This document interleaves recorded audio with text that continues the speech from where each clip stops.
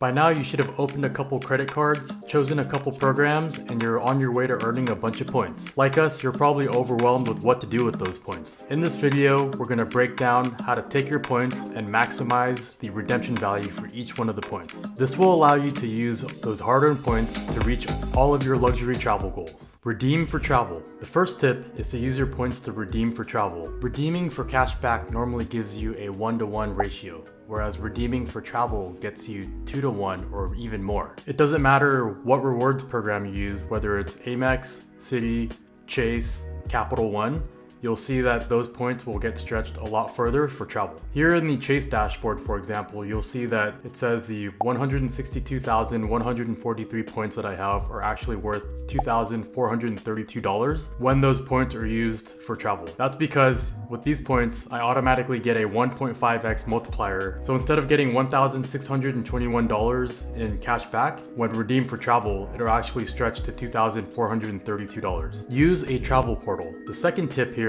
is to use a travel portal that comes with your rewards program. Amex, Citi, Capital One, and Chase each have their own travel portal. We usually use the Chase travel portal that's shown here because of its usability and ease of use. As shown, it takes the points that we have and multiplies it by 1.5x and then really helps stretch those points further. Each one of the travel portals will have its own nuances, so jump into the portal of the rewards program that you use and check it out. One of the benefits of using the portal is that it's very straightforward. You can just go ahead and search for exactly where you want to go, and you'll get quoted the price in points. In this example, we're gonna go to Barcelona in August for a week.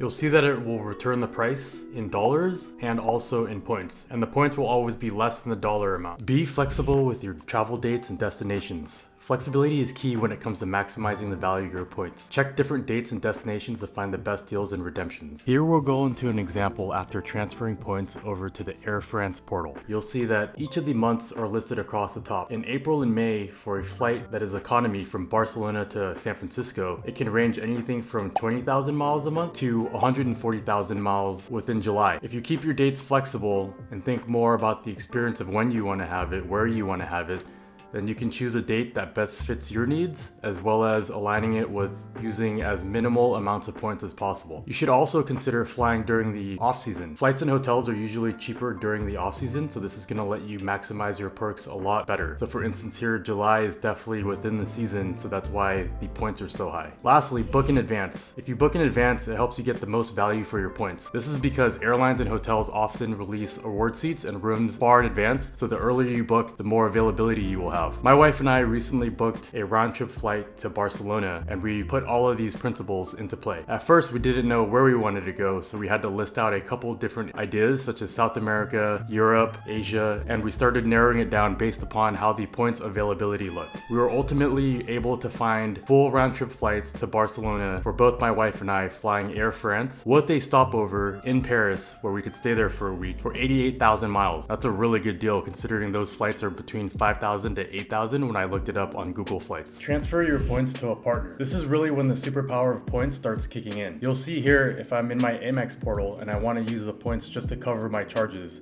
it costs 10,000 points just to cover 60 bucks. But in the previous example that I showed you, if I were to transfer my points over to Air France, for example, and their Flying Blue program, then I'm gonna get a 1-to-1 point ratio for transferring. Other portals such as Chase give a 25% bonus for a transfer over to Air France right now, so you can get even more bonuses for transferring. The power here is once you transfer it over to Air France, those 1-to-1 point ratios go a long way. So for instance, this flight here on April 25th, which is today, currently goes for 20,000 miles for a one-way trip. If we go to Google Flights and look for the exact same flight, we'll see that the flight costs $3,259. That means we're stretching these points from 20,000 points to $3,000. That's an amazing deal. Use your points for premium experiences. Consider using your points for premium experiences such as business class flights, because it's going to stretch your points and let them go really far. In this example, I'm looking at business class flights from Barcelona to San Francisco. To book it using points, it costs 65,000 points and then $309 in additional fees and taxes. Now to book the same exact flight using dollars, it's gonna be $4,649. That means you're getting 7 cents per point. So essentially, if you're earning those points at 1x cash back, this multiplies it times 7, meaning you're earning actually 7% cash back on your purchases. You're going to have to decide for yourself Are these premium experiences worth it? Do you want to spend and go large on one big trip, or do you want to split it amongst a lot of smaller trips using economy? Don't be afraid to ask for help. This is an important one. When we first started on this journey, it was really difficult to figure out what would work best for me and my wife. There's lots of good resources out there. You can comment on any of the videos below and I'll try my best to answer any of the questions. There's also other community members who are just like you who want to answer questions that you have. We're all in this together to learn. There's no such thing as a stupid question. The best way that we figured all of this out was to really trip and fall and figure it out along the way while making mistakes and learning from others. Let me know what are some of the top of mind questions you have, and who knows, maybe it'll be the topic of my next video. Watch this video next where we show you more tips we learned the hard way to live a life of luxury for less so you don't have to.